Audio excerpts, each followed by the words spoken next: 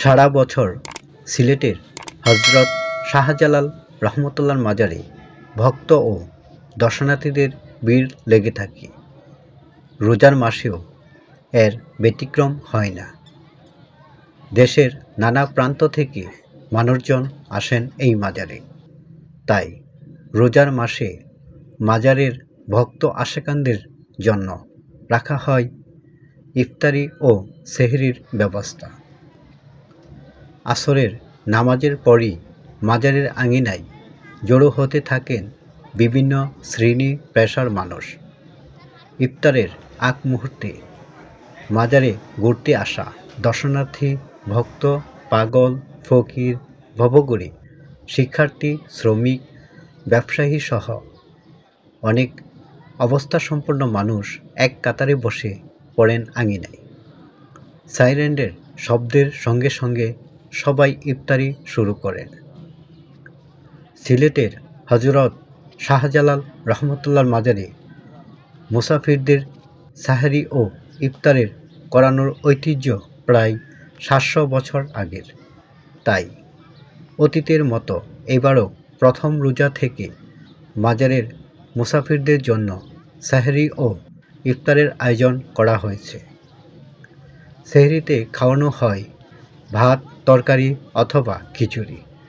ইফতারের প্রধান খাবার থাকে বুটের পোলাও অথবা খিচুড়ি।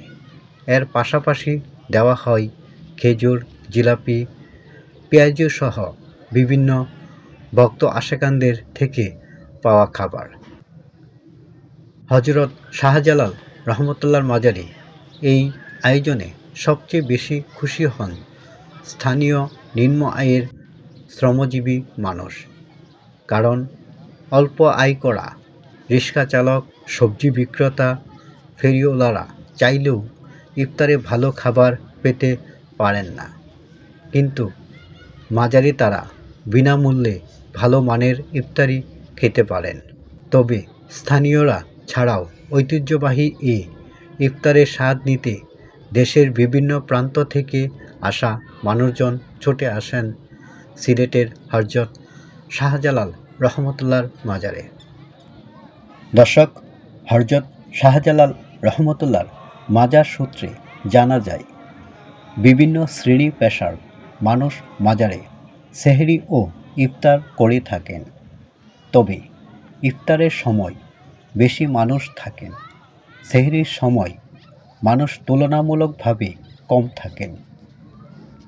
মাজারে 250 থেকে 280 জন একসঙ্গে খাওয়ানোর জন্য থালা ও গ্লাসের ব্যবস্থা আছে। এর বাহিরেও প্রতিদিন প্রায় 150 থেকে 170 প্যাকেট ইফতারি বিতরণ করা হয়। মাজারের আঙিনায় নারী ও পুরুষ আলাদা আলাদা সারিতে বসে খাবার খান।